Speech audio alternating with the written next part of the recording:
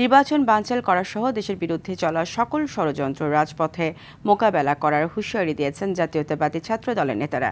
রাজধানীর শাহবাগে July August গণ অভ্যুত্থানের বর্ষপূর্তি উপলক্ষে আয়োজিত ছাত্র সমাবেশে বক্তারা এই হুঁশিয়ারি দেন। বিকেল ৩টায় শুরু হওয়া এই সমাবেশ নেতাকর্মীদের ঢল রূপ নিয়েছে জনসমুদ্রে।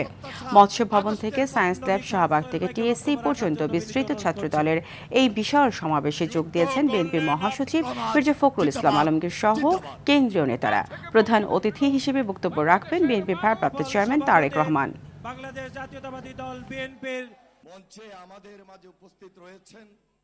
আজকে বাংলাদেশে একটা যদি সাধারণ, স্বাভাবিক, সুন্দর, নিরপেক্ষ নির্বাচনটা হয়, বাংলাদেশ জাতীয়তাবাদী দলের ভারপ্রাপ্ত চেয়ারম্যান জনাব তারেক রহমান এই সরকারের নেতৃত্ব দেবে ইনশাআল্লাহ।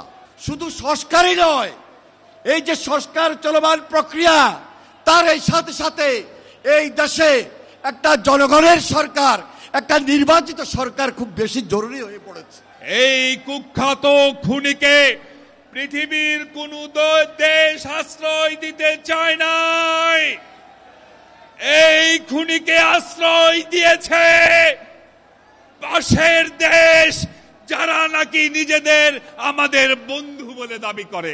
শুধু আশ্রয় দিয়েই ক্ষান্ত হয় নাই, ওই খুনির মাধ্যমে এই বাংলাদেশে অস্থিরতা সৃষ্টি করছেন, এমনকি ট্রেনিং পর্যন্ত দেওয়াচ্ছেন।